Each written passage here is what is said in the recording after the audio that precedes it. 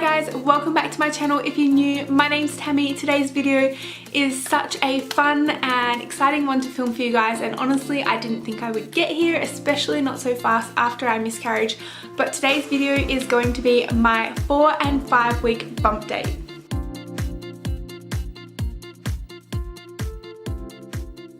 Oh my gosh you guys, I am so beyond excited to be bringing you this video today.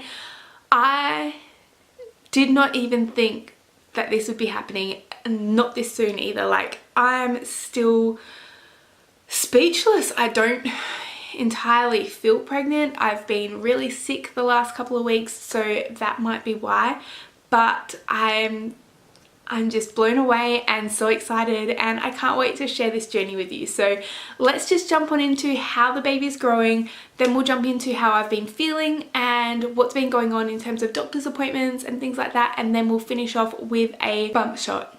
Okay, let's just jump on into it. So I've been using the Bump app to track my pregnancy. Last time I didn't. Last time I used a different app, but this one has been pretty good so far. I'm really enjoying it.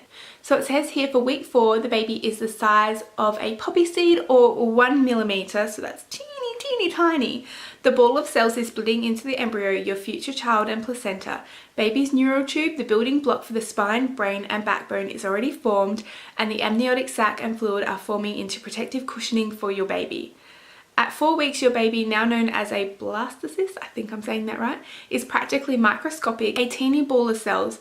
Baby is busy settling into his or her new home, your uterus, prepping for all the crucial development that's happening over the next 6 weeks. So the reason I decided to combine weeks 4 and 5 was basically because I have not had any pregnancy symptoms really at all. I have had a really bad cold the last couple of weeks, so maybe that was masking a lot of the pregnancy symptoms, but honestly I don't feel that I've had any. I've had a couple of like small twinges here and there, but nothing really to say that I was pregnant. During my 4th week of pregnancy, the only symptom that I had that I was pregnant was that round spotting discharge, which I explained in my live pregnancy test. If you haven't seen that video, I'll have it linked up above and also down below. Yeah, I didn't have any symptoms. There was nothing really to report to you guys, so I decided just to combine it with my 5th week update. So let's just jump in and see how baby is growing at 5 weeks, and then we'll chat about what has been happening during that week. So at week 5, baby is 3.3 millimeters, or the size of an apple seed. I can't believe how big it has grown in literally a week. That's just, it blows my mind. It says here that the embryo doesn't look much more than a tadpole right now, but at 5 weeks, he or she is already starting to form major organs: the heart, stomach, liver and kidney, and the digestive, circulatory and nervous systems. It says your embryo is now measurable, though at week 5 it's a wee 0.13 inches, and baby is gearing up for much more growth. In fact, in the next week, he or she will almost double in size. Grow, baby, grow. Again, I can't believe how fast the baby is growing. It blows my mind. In terms of symptoms this week, I have started to notice a few more symptoms, and again, I don't know if it's cold and flu or if it's pregnancy, so I'm just going to jump into what I feel might be pregnancy symptoms. I hope they are, and yeah. So the first symptom I've been having this week is nausea.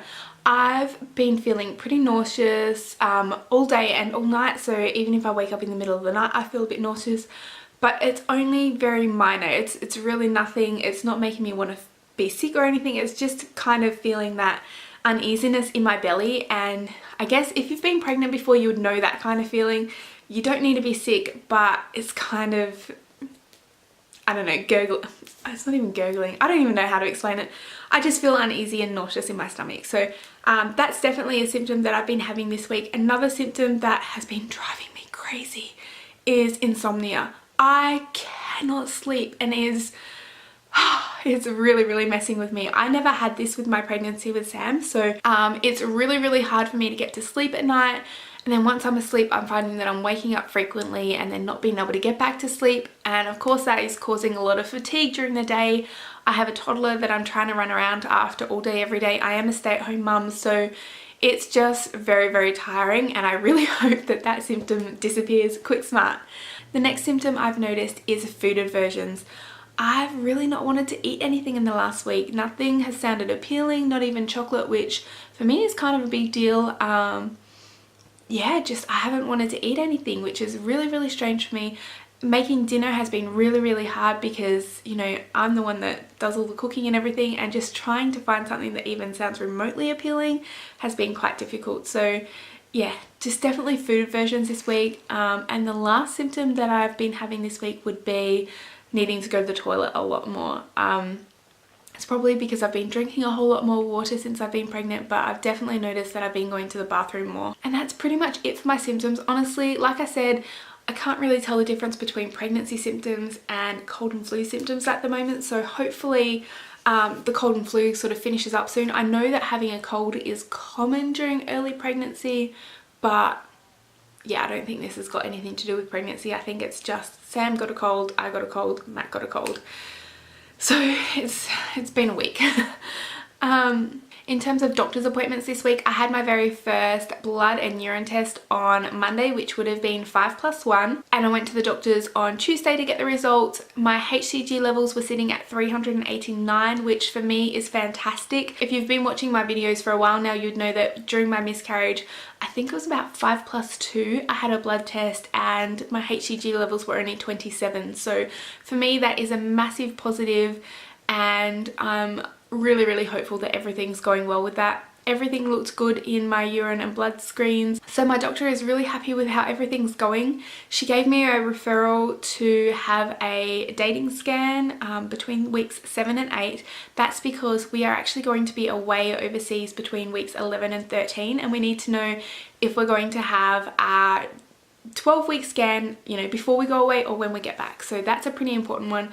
And I think for me personally, it's going to put my mind at ease, so much so because I guess I've been stressing that I'm going to have another miscarriage. Sam was a 32-weeker, so between miscarriage and prem births on my mind, I haven't really had a chance to bond with this baby, and I think it's because I don't want to be heartbroken again. So I think just going in and seeing the heartbeat and seeing the baby is definitely going to make things so much more real for me, and we'll be able to kick that bonding into overdrive hopefully, and we can bond. So I'm really looking forward to that. Another thing, she gave both Sam and I flu shots at that appointment, which was really nice of her. I'm really happy she did. We were already sick, so I figured why not? Plus we're going overseas, we're going to be in a plane with possibly heaps of sick people, so getting that flu shot was probably the right thing for me. And that's pretty much it. That's all we really discussed at that appointment. She did say to make another appointment after I've had that 7-week ultrasound, just so we can talk about things, get a referral for my 12-week ultrasound, and then she's going to hand me off to my hospital. This week I also registered this pregnancy with my local hospital. In Australia, that's something you do. You ring up the pregnancy hotline and you register your pregnancy, and if you're in the public system, they send you to their nearest public hospital, which is what's happening with us. We had Sam in the public system, and honestly they were phenomenal. We had him in the NICU for 3 weeks. They looked after both Sam and I so well. Honestly, there was no regrets in not going private. In fact, even if we did go private, we would have been sent to the public women's and children's hospital. So that's something that I'm thankful for. That appointment is already booked in for just before we go away, so that's really exciting for me. I can't wait to have my first appointment and just see how things are going and hear Bub's heartbeat, which is to me really exciting. Honestly, I need to get myself a Doppler. I think I didn't get one last time with Sam, and honestly I really wish I did. I'm gonna keep my eye out for one of those, I think.